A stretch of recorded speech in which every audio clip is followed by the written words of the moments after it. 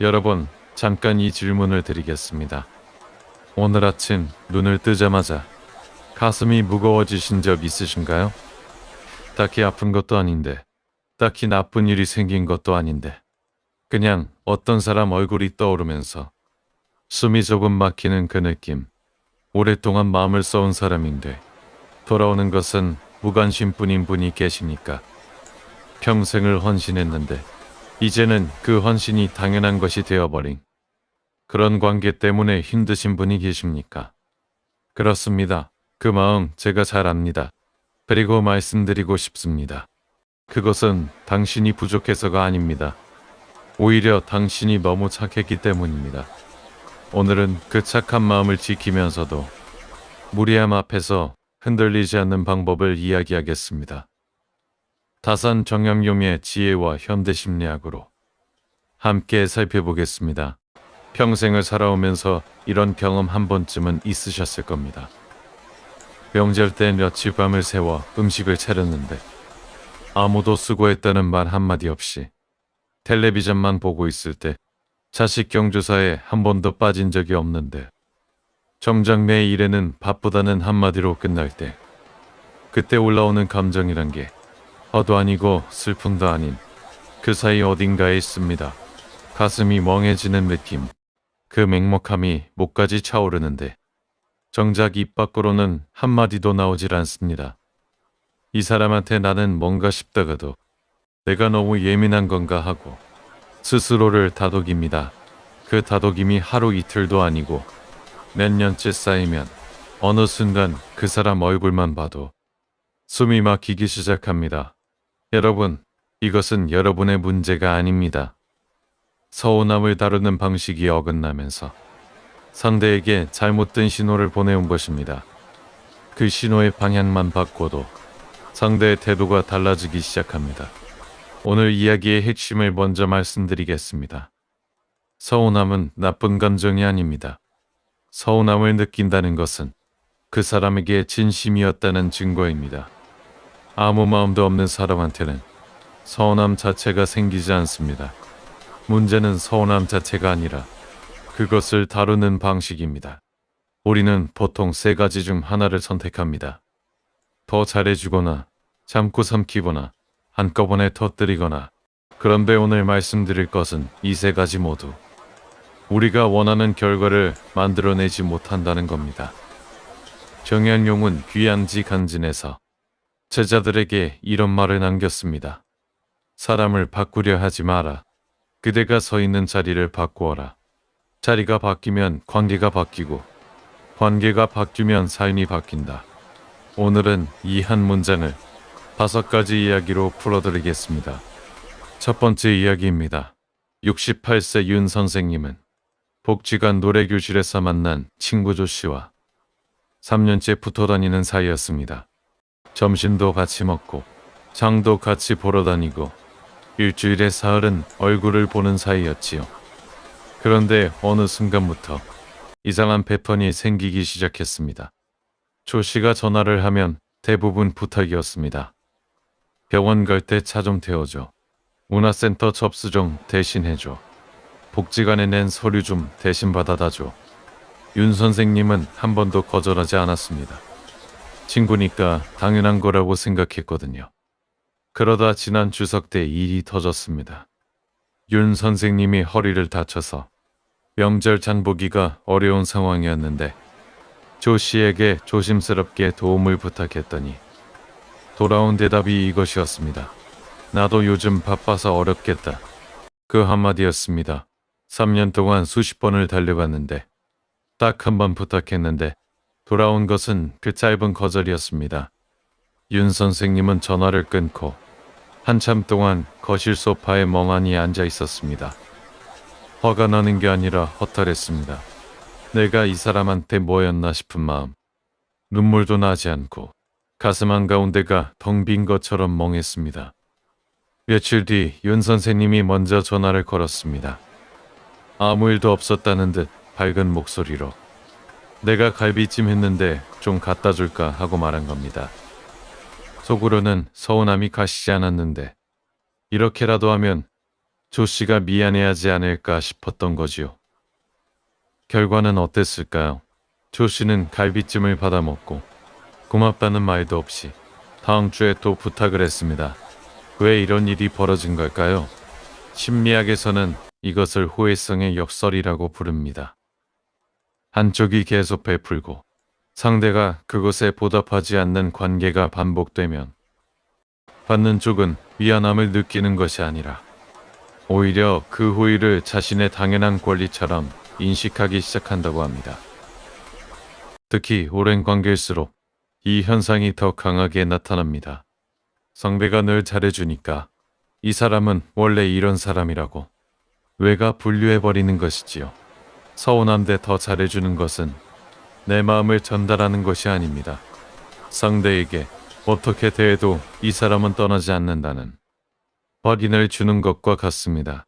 같은 상황에서 65세 이 선생님은 달랐습니다. 친구에게 도움을 부탁했다가 거절을 당한 날, 이 선생님은 그날부터 딱 두 가지만 바꿨습니다. 먼저 연락하지 않기, 먼저 챙겨주지 않기. 냉랭하게 군 것이 아닙니다. 친구가 연락을 해오면 자연스럽게 대답했습니다. 다만 먼저 맞추러 가지 않았을 뿐입니다. 사흘째 되는 날, 친구에게서 먼저 전화가 왔습니다. 요즘 왜 연락이 없어? 무슨 일 있어? 이 선생님은 담담하게 대답했습니다. 아니, 그냥 좀 쉬고 있어. 그 한마디뿐이었습니다. 2주일이 지나자 친구가 먼저 찾아왔습니다. 직접 반찬을 만들어서 들고 온 겁니다. 정약용은 이렇게 말했습니다. 물이 낮은 곳으로 흐르듯 사람의 마음도 만만한 쪽으로 기우기 마련이다. 그대가 스스로를 낮추면 상대는 그 낮춤을 편안함으로 여길 뿐 고마움으로 여기지 않는다. 서운함을 느꼈을 때 더 잘해주고 싶은 마음이 올라오면 딱 한 가지만 스스로에게 물어보십시오. 지금 이 행동이 진심에서 나오는 것인가? 아니면 두려움에서 나오는 것인가? 두려움에서 나온 친절은 상대를 바꾸지 않습니다. 두 번째 이야기입니다. 67세 선생님은 남편과 40년을 함께 살아온 분이었습니다. 주변에서는 부부 사이가 좋다고 부러워했는데 사실 큰 싸움이 없었던 게 아니라 배 선생님이 매번 삼켜온 것이었습니다. 남편은 집안일에 관심이 없었습니다. 설거지를 해놓으면 고맙다는 말이 없고 반찬이 마음에 안 들면 대뜸 인상부터 쓰고 주말에 어딜 가자고 하면 귀찮다는 표정이 먼저였습니다. 배 선생님은 그때마다 속으로 삼켰습니다. 40년을 그렇게 삼켰습니다. 그러다 지난 겨울에 일이 터졌습니다. 배 선생님이 감기가 심해서 며칠째 누워 있었는데 남편은 텔레비전만 볼 뿐 아무 말이 없었습니다. 아픈 아내에게 괜찮느냐는 말 한마디가 없었습니다. 배 선생님은 그날 밤 이불 속에서 눈물을 흘렸습니다. 서운함이 아니라 40년이 억울해서 나온 눈물이었습니다. 다음 날 아침이었습니다. 남편이 밥 차려달라는 눈치를 보이는 순간 배 선생님 안에서 뭔가가 터졌습니다. 40년 동안 한 번도 고맙다는 말을 안 했잖아. 나는 당신한테 밥하는 기계야? 목소리가 떨렸고 눈물이 쏟아졌고 한 번 터지니 멈출 수가 없었습니다. 남편은 처음에 멍한 얼굴로 앉아있더니 이내 인상을 구기며 말했습니다. 갑자기 왜 이래? 미쳤어? 그 한마디에 배 선생님은 더 이상 말을 잇지 못했습니다. 40년을 참았는데 돌아온 것은 미쳤냐는 소리였습니다. 왜 이런 일이 벌어지는 걸까요? 심리학에서는 이것을 감정의 댐 효과라고 부릅니다. 작은 서운함을 계속 쌓아두면 어느 순간 임계점을 넘기는데 그때 터져나오는 감정은 원래 서운함보다 몇 배나 크게 증폭됩니다. 문제는 그 증폭된 감정을 받는 상대는 지금 이 순간만 보기 때문에 40년의 맥락을 모른 채 갑자기 왜 저러나로 받아들인다는 것입니다. 사람은 감정이 폭발하는 방식으로 무언가를 전달받으면 내용을 듣는 것이 아니라 위협을 느낍니다. 위협을 느끼는 순간 방어 모드에 들어가고 방어 모드에 들어간 사람은 상대의 말 내용이 아니라 감정의 크기에만 반응합니다. 그래서 돌아오는 대답이 미안해가 아니라 갑자기 왜 이래인 것입니다. 비슷한 상황에서 69세 한 선생님은 달랐습니다. 남편이 또 무관심한 태도를 보이는 날, 한 선생님은 아무 말도 하지 않았습니다. 다만 그날부터 한 가지만 바꿨습니다. 남편의 식사를 챙기되 예전보다 조금 간소하게 차렸습니다. 아무 설명도 하지 않았습니다. 이틀이 지나자 남편이 물었습니다. 왜 반찬이 이것뿐이야? 한 선생님은 담담하게 말했습니다. 몸이 좀 안 좋아서요. 그것뿐이었습니다. 사흘째 되는 날, 남편이 처음으로 말했습니다. 많이 아파 병원은 갔어? 이것이 신호였습니다. 정현경은 이렇게 말했습니다. 독을 품고 오래 견디면 독이 밖으로 나올 때 상대만 다치는 것이 아니라 자기 몸도 함께 상한다. 서운함은 삼키는 것이 인내가 아니라 제때 흘려보내는 것이 지혜다. 제때 흘려보낸다는 것은 폭발시키는 것이 아닙니다. 감정이 쌓이기 전에 조용히 태도로 보여주는 것입니다. 세 번째 이야기입니다. 61세 오 선생님은 교회에서 10년 넘게 봉사를 함께 해온 친구나 씨가 있었습니다. 매주 수요일마다 어깨를 나란히 하며 식사를 준비하고 봉사가 끝나면 근처 카페에서 수다를 떠는 것이 일주일 중 가장 즐거운 시간이었습니다. 그런데 올해 초부터 나 씨의 태도가 미묘하게 달라지기 시작했습니다. 봉사가 끝나면 먼저 가버리는 날이 잦아졌고 카톡을 보내도 답이 하루 이틀 뒤에야 왔습니다. 다른 봉사 멤버들과는 웃으며 이야기하는데 오 선생님한테만 유독 말수가 적어진 느낌이었습니다. 2달을 혼자 끙끙 앓다가 용기를 냈습니다. 봉사가 끝난 어느 수요일 오후 나 씨를 카페로 불러내어 자리에 마주 앉자마자 조심스럽게 말했습니다.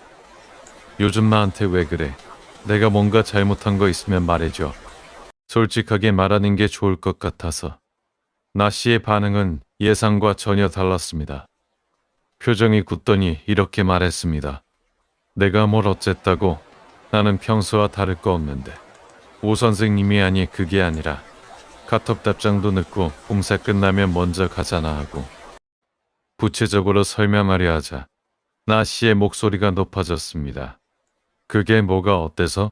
나도 바쁜 날이 있을 수 있지. 그런 걸 일일이 따져야 해? 오 선생님은 할 말을 잃었습니다. 따지려 한 게 아니라 마음을 전하려 한 것뿐이었는데 심리학에서는 이것을 자기방어 편향이라고 부릅니다. 사람은 자신의 행동에 대해 지적을 받으면 내용의 옳고 그름을 판단하기 전에 먼저 자기보호 본능이 작동합니다.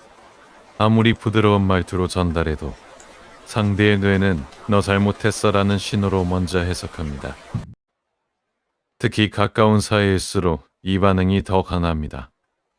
가까운 사람에게 지적받는 것은 낯선 사람에게 지적받는 것보다 자존심 손상이 훨씬 크기 때문입니다.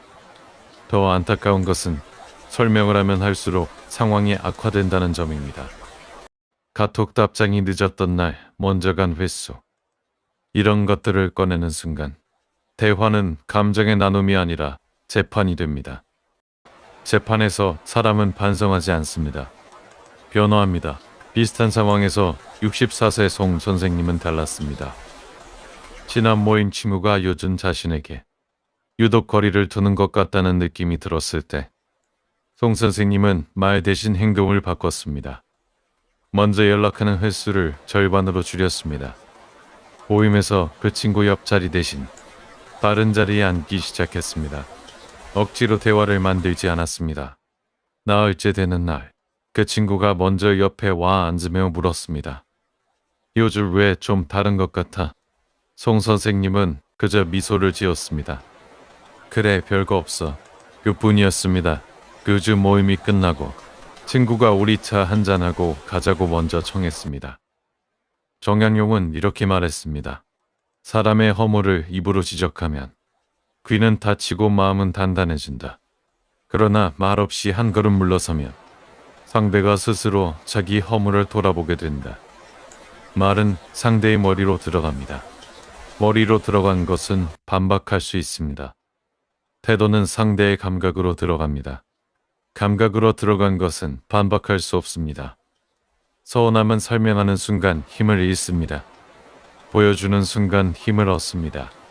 네 번째 이야기입니다. 64세 강 선생님은 며느리와 같은 아파트 다른 동에 살고 있었습니다. 가까이 사는 게 좋을 줄 알았는데 가까운 만큼 신경 쓰이는 일도 많았습니다. 며느리가 손주를 맡기고 갈 때 고맙다는 말 한마디 없이 당연하다는 듯 두고 가는 것이 처음에는 조금 서운했습니다. 하지만 강 선생님은 넘겼습니다. 내 새끼한테 뭘 바라겠어. 명절 때 이틀 동안 음식을 준비하고 혼자 설거지를 다 마쳤을 때도 섬켰습니다. 손주 생일 선물을 들고 갔더니 요즘 애들은 이런 거 안 해요라는 말을 들었을 때도 아 그렇구나 하고 받아들였습니다. 한 번도 섭섭하다는 말을 꺼내지 않았습니다. 그런데 오래지 않아 강 선생님의 몸에 이상한 일이 생겼습니다.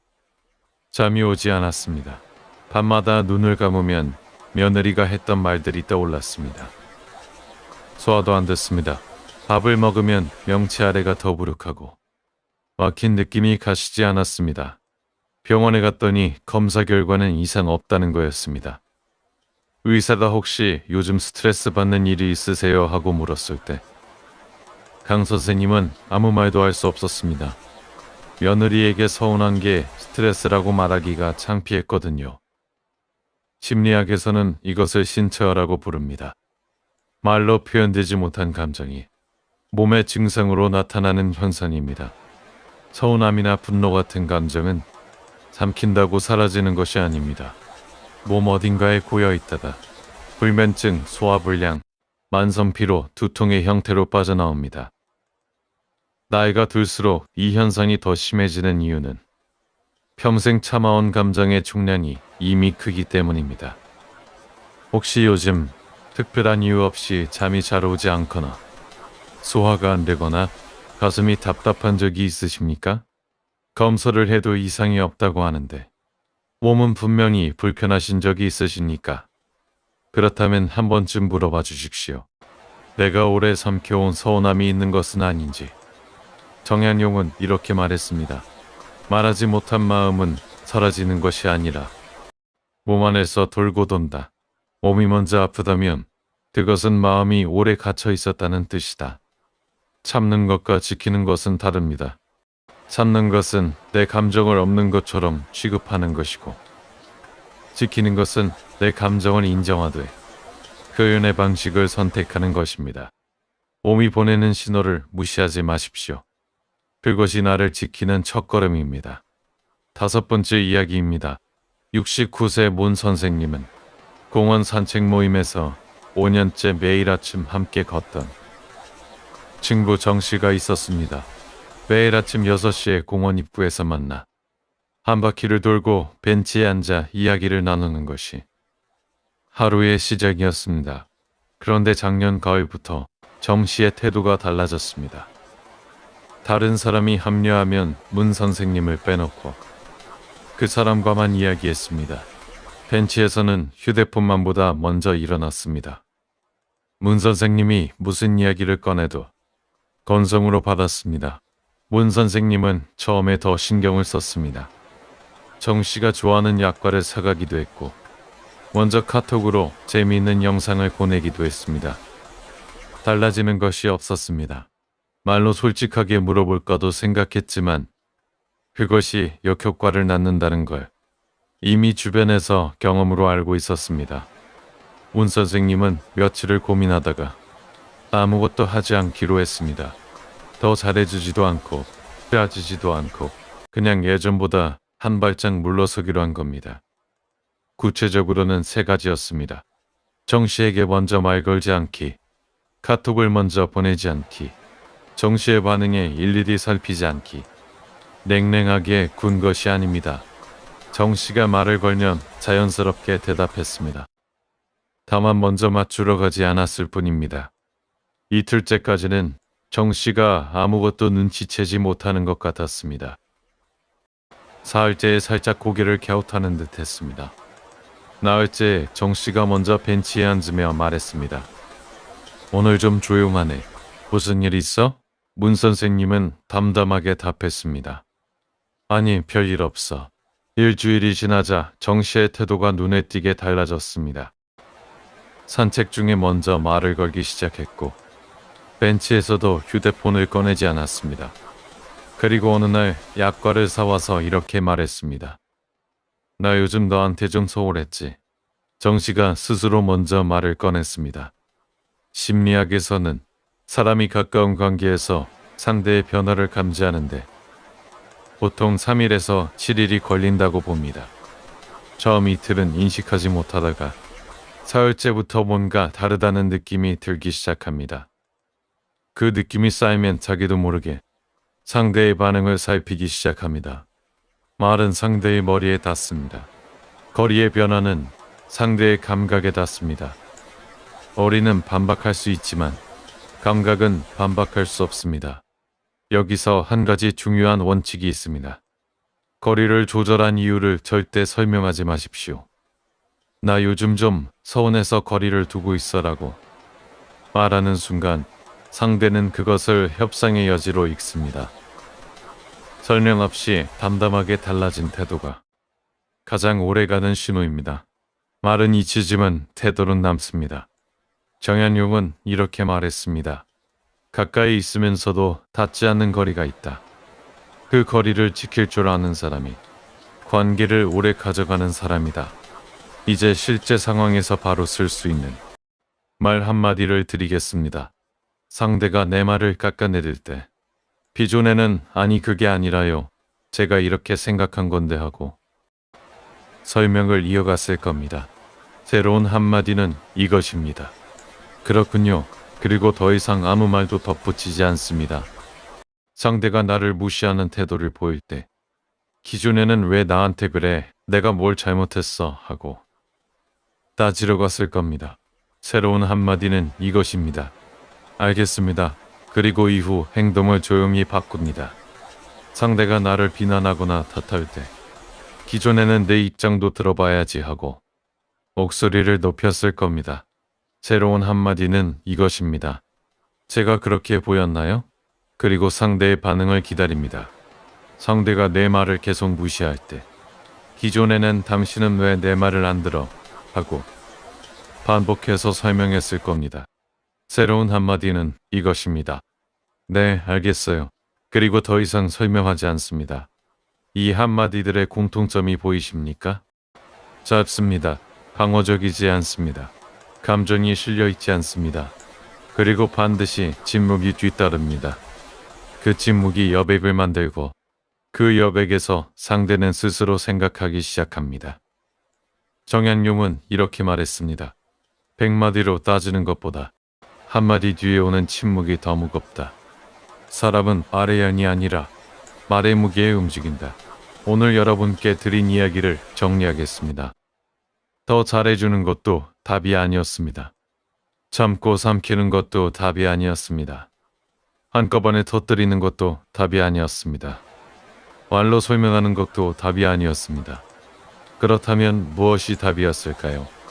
담담하게 내 자리를 지키는 것, 말 대신 태도로 보여주는 것, 그것이 상대를 바꾸는 가장 조용하고도 가장 강한 방법이었습니다.